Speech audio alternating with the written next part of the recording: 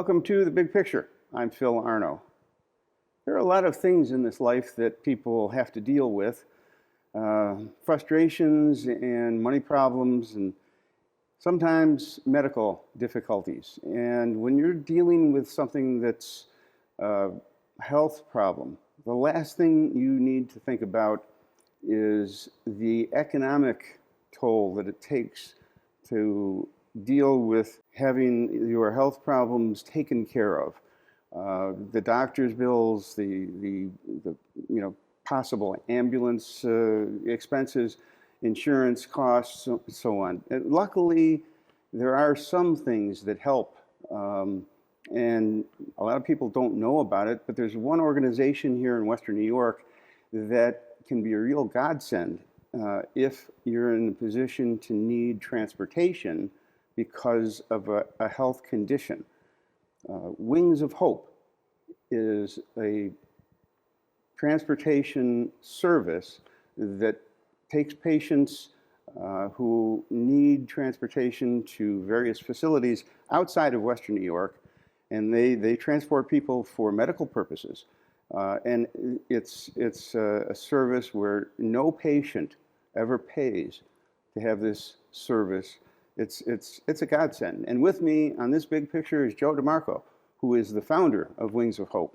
And we're going to get right into... Yes, thank you, Phil, for having me here today. This is something not a lot of people know about. I've been a volunteer pilot for 19 years, and I do a lot of presentations. And when I'm out, first thing I ask is how many people have heard of Wings Flights of Hope, and really it's only about half the people. You know, a lot of people know about Mercy Flight. Mercy Flight is an emergency. Right. That, if you have an accident and there's a dire need to get to a hospital, Mercy Flight can be there to help. Right. Wings of Hope is different. If you have a life-threatening situation, a medical condition, cancer, or you need a transplant of some sort, Wings of Hope is there because you may need transportation to Boston or New York City or Philadelphia.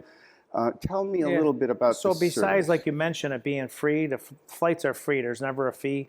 We don't even accept donations from anyone when we fly. But the other part that makes it so easy for the patients is the convenience. You don't have to go to an airport, wait to board and deboard and security. Usually that time that takes, we do the flights complete.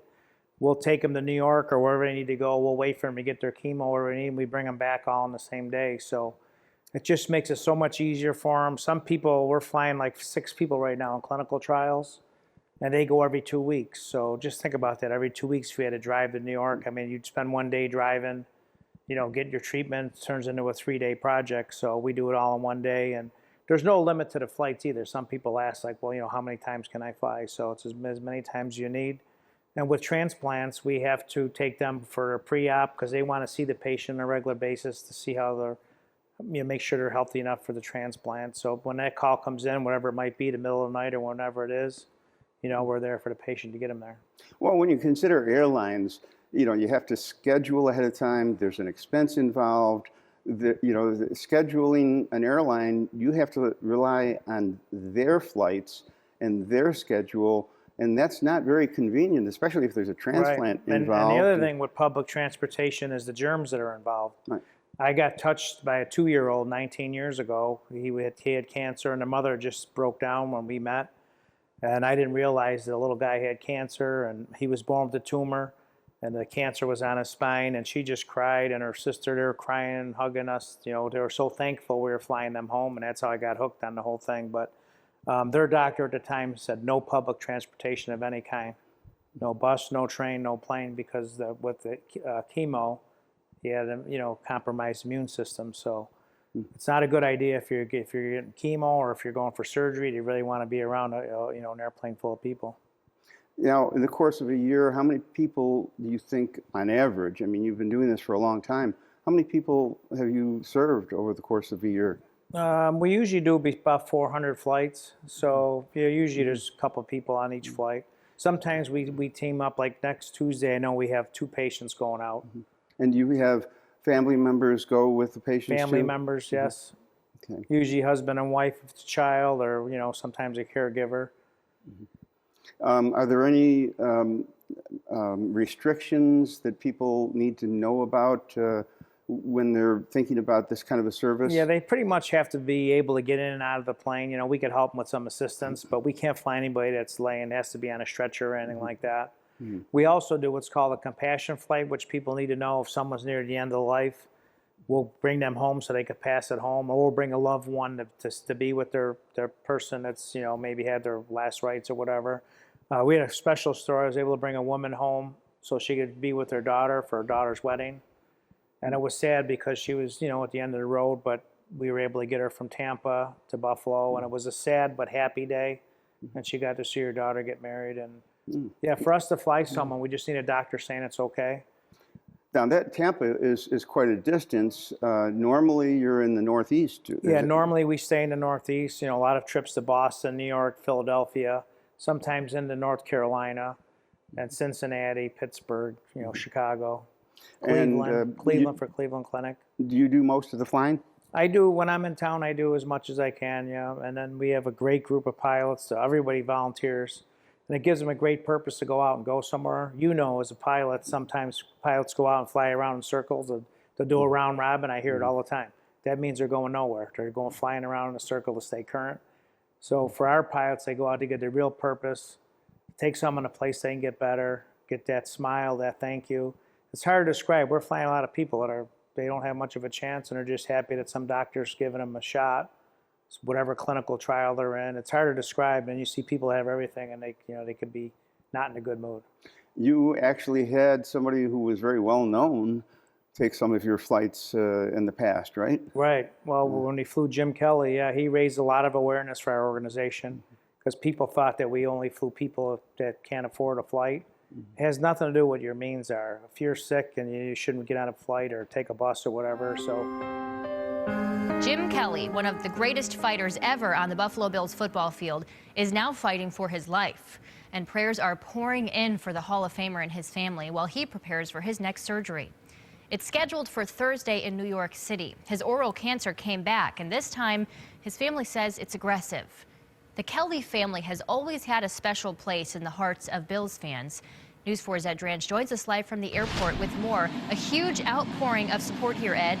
And Teresa, support has come in all different kinds of forms for the Kelly family, from prayers to an all-important flight to New York City. You can hear the engines whirring behind me. It's all thanks to a nonprofit organization serving many people around Western New York.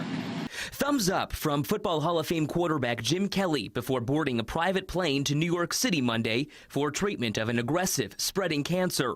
Kelly was flown by Wings Flights of Hope. When you're ill, I mean, every minute makes a difference. Joe DeMarco is the Wings pilot. He says the free flight service is available to anyone. When Jim was flown, it was on the news, and yeah, we helped people right away. Tim Day, he needed a heart transplant. That was our first call. The same night it was on the news.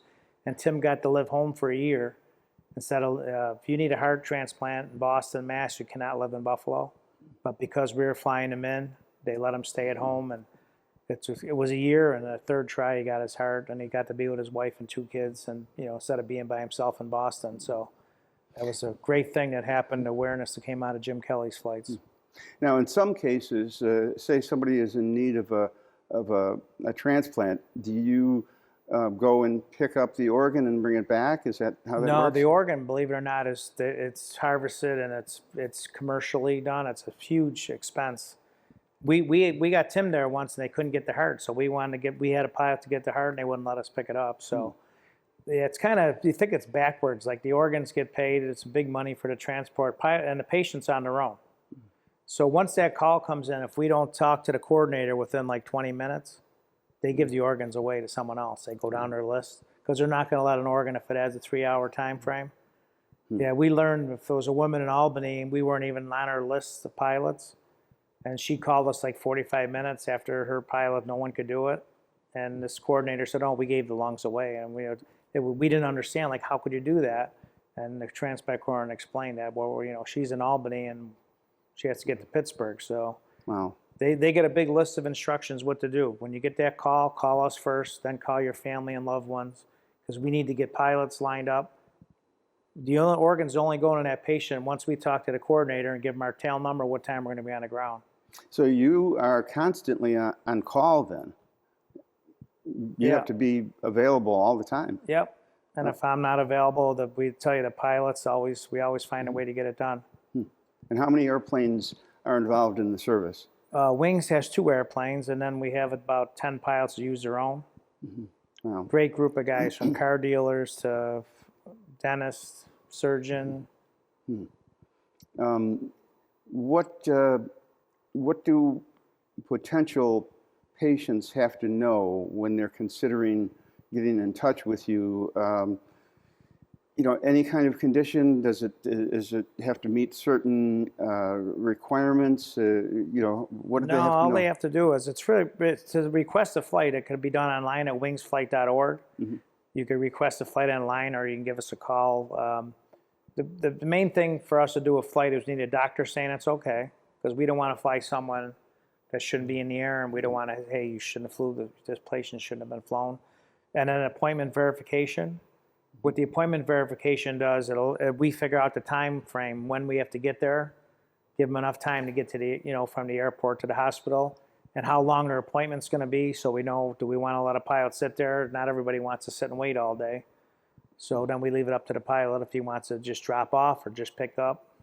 What happens if a patient has to stay overnight? You basically we just drop them off, and then you'll have to come back and pick them up. Okay.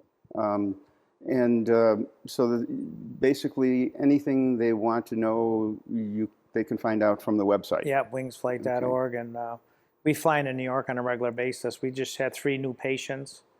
2 went to Sloan Kettering to get this pump put in that pumps the chemo directly into a tumor. People from all around the country are going for that. And one lady's with cancer is going to Pittsburgh in a clinical trial. So it's just nice because they're giving some hope instead of, there's nothing we can do for you. So New York City, Boston, I think you said you're going to Boston Logan, Yep. Philadelphia, Pittsburgh, are those mainly the cities that Yes, and for pilots out there, I mean, they get to go into like Boston Logan. We don't pay any fees. The controllers are unbelievable with us because they know what we're doing. There's hardly any small, piston planes going in. So usually you get a thank you on the way in or on the way out. It makes you feel like they're acknowledging what you're doing. Well, we've got about a minute left in this segment. You are also looking for volunteer pilots as well, right? Yeah, so to be a pilot for Wings, we require 500 hours, an instrument. Instrument's the important thing, especially living in Buffalo where it's cloudy half the time. So. And they use their own planes, or can they qualify to use your planes? How does that work? Well, we do have a few people that fly some of the Wings planes, so we can get them transition trained into that. Okay. And when they use their own planes, do they pay for their own gas? How does that work? Yeah, they have to pay for their own fuel. We had an endorsement from the FAA, and then they kind of made it where it was what nobody wanted to go through. What the FAA made it acceptable. So it's kind of a shame because when they first put this in place, the FAA said this is great. Pilots are going to fly more. It makes them a better pilot, more proficient. And then after about 2 years, they made it where it was ridiculous to even do it anymore. Okay. Well, all right. Well, we're out of time for this segment. When we come back, we'll talk a little bit more about how you get involved if you're a patient, how you get involved if you're a pilot. It's a great service, and it's something that makes Western New York the community that it is. So stay tuned. We'll be back right after this.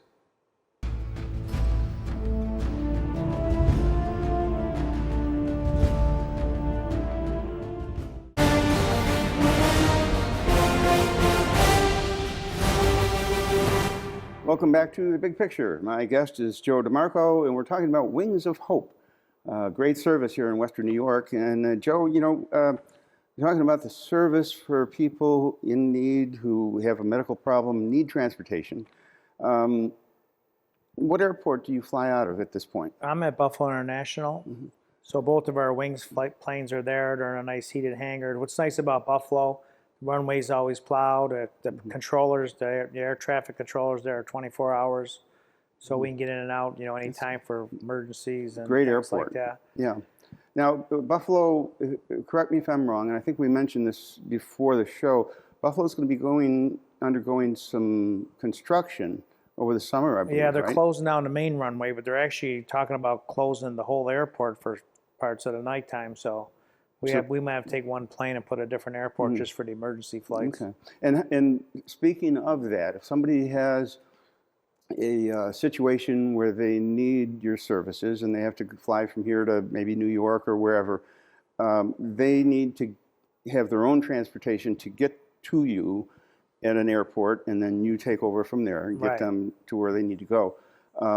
Occasionally, we'll pick them up. They don't have a vehicle. Okay. For some ground transportation. Okay. But Uber's been a great thing for the patients. I mean, Mm. it's been a great service. At least they get wherever they're going within 2 or 3 minutes. Usually Uber's there. And If they need something special like oxygen or something, does that complicate it a little no, bit? they could bring their oxygen on the plane, so Okay. or oxygen generator. Does anybody else in the nation have a service like this? Yeah, there's other organizations. The closest one to us is in New York City called Patient Airlift Services. So we work together. It's kind of nice because nobody's competing. We're all volunteers. There's no fees, and we'll work together if somebody has a longer flight. Like we worked for a patient from Chicago to Bangor, Maine, and this request came in on a Friday night for a Sunday morning. Someone was at Cancer Centers of America, and I thought, well, this is going to be a tough one because that's a long way to go. So I don't even know how the flight originated. It wasn't through Wings, but they had a pilot do the first leg. So I signed on the second leg, and I reached out to Patient Airlift Services, and a friend of mine picked up the third leg, and it all worked out perfect. We got this lady and home from Chicago all the way to Bangor, Maine on a Sunday. Wow. And now, Mercy Flight is mostly an emergency service, and it's like almost like ambulances. Yeah, they get kind of reimbursed by insurance companies, and they also, Mercy Flight gets donations. Who pays? How does the Wings get reimbursed, or how we does, don't get reimbursed. Well, yeah, how we work how can all you on do this? donations. So It's between donations. service organizations like Lions Club, Rotary Clubs, we do fundraising. August 5th will be our big annual barbecue. It's a great party. We have a lot of testimonials. So we really try to let people learn what we do. So we let some people tell their stories. And little Calvin has been coming along. He's a little guy. We flew him when he was a baby, and he's 12 now. And when he gets up, people start crying when they see him because they know his story. And he's just quite a speaker, and he's just unbelievable. And he's been hugging me since he could hug. So he had life support for 3.5 years with a trach and a ventilator, and his organs were out of his body. And just to see him where he was, gives me chills. Yeah. So it's donations then. It's all donations. And wow, and you have a fundraiser or fundraisers during the course of the year? Yeah, we have a formal, usually around Valentine's Day. That was very successful. Then we have a couple little ones throughout the year, and it's a big task to keep. It's a lot to keep the planes going. 2 planes, the fuel for the 2, and the insurance.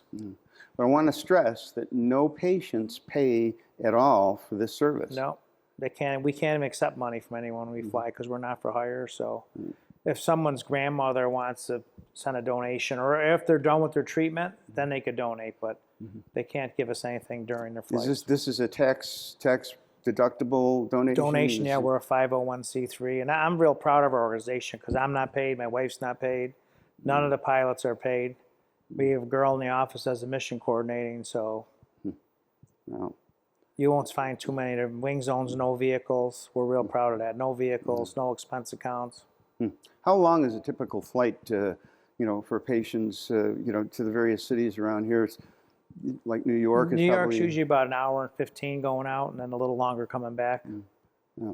So usually, like I said, that time to do that flight, you would still be waiting to get on a plane if you were trying to fly out of main airport. Yeah, the way airlines are today, and over the years, the airlines have kind of evolved to be, pardon my description if you're an airline employee, but it's been pretty oppressive. Right. With the security, and after 9/11, I mean, it's just the lines and the restrictions, and you get a couple of cookies. Well, the other problem too that people run into, like yesterday, they waited 2 hours to get their treatment. So we had them there on time, an extra 2 hours, and they got stuck in traffic. So just think if you had a flight to come home at 6 and we didn't get back to the airport till 7. Yeah, and that's one of the other considerations, and that is if you're going to New York for treatment and you have to schedule an airline trip,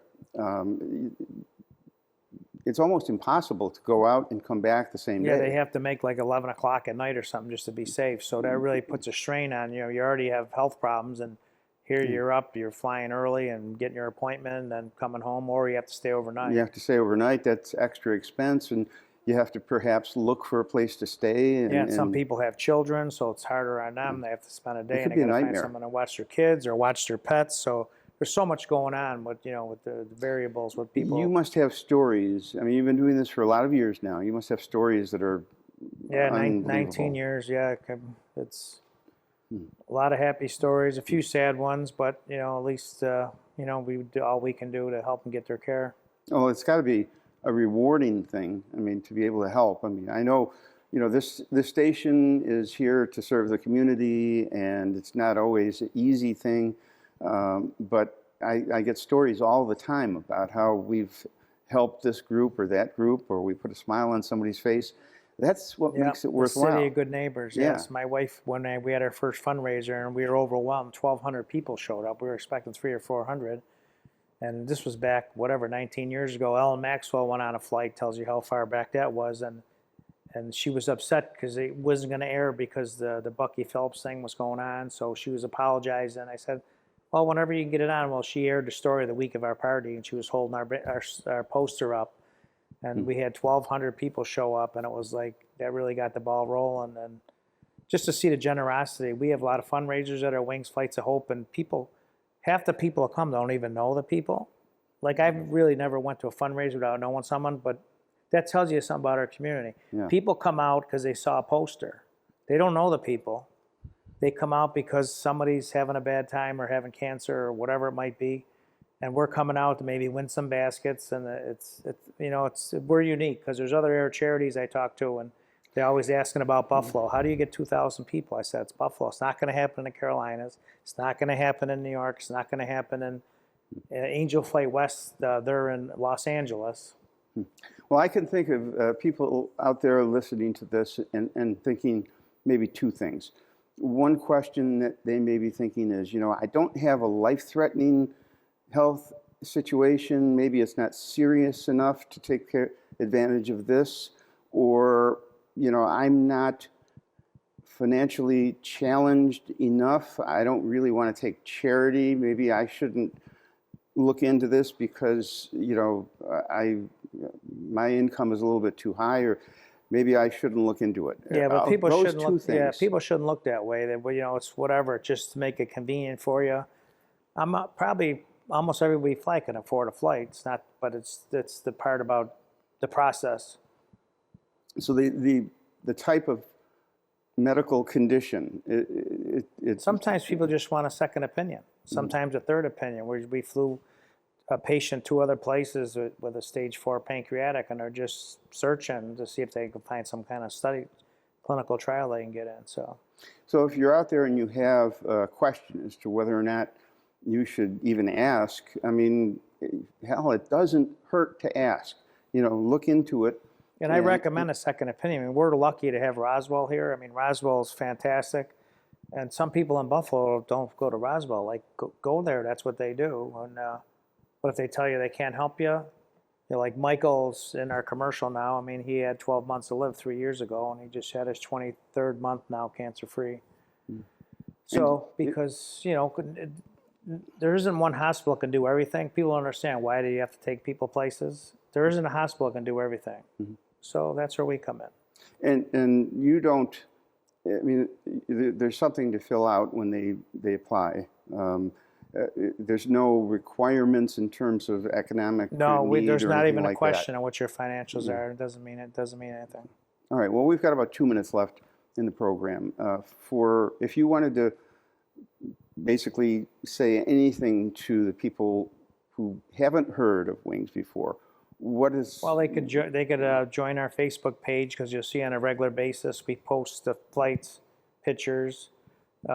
People can see the comments and see what a difference it makes for the patients. And if anybody wants to donate, wingsflight.org. I personally sign all the thank yous, and I like to acknowledge people. If anybody has a $250 donation, we say you sponsored One Flight of Hope, fuel for One Flight of Hope. So at least people know what their donation's doing.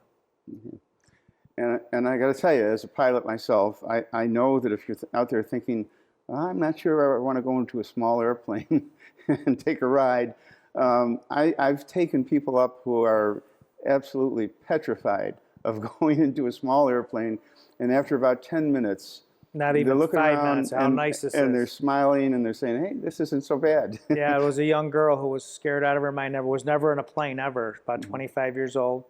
Did about 10 flights with us with her mom down to cancer centers in Philly. Well, she flew commercially after about 10 flights with Wings. She said, I'm never doing that again. She goes, that takeoff and the landing and turbulence. I said, well, how do you think you're getting on vacation? I won't be taking you. But that was complete opposite because she was never in a plane at all. It's normal for someone, especially if you've never been in a plane, you don't know what to expect. But as you know, usually we don't have the turbulence. Right. And right. our landings are a lot smoother than a commercial flight. Yeah, it's definitely worth looking into. And we're out of time now, but I have to tell you, this is one of the things that makes Western New York a community. And we're more than just cement and buildings and you know, grass and trees. We are a bunch of people who kind of are here for each other. That's what makes Western New York and Buffalo, you know, the standard of living that's so much better than so many other places. And I've lived in other places. I can tell you, we have it good here. And Wings of Hope is just one of those elements. So I want to thank Joe DeMarco for being my guest on this big picture. And if you know anyone that has a medical condition and needs transportation, tell them about Wings of Hope and have them go to the website, look into it. It may be well worth their trouble, and you know, keep it in mind. Anyway, thank you for watching The Big Picture, and thank you for watching WBBZ-TV. As always, we appreciate it. And we'll see you next time on The Big Picture.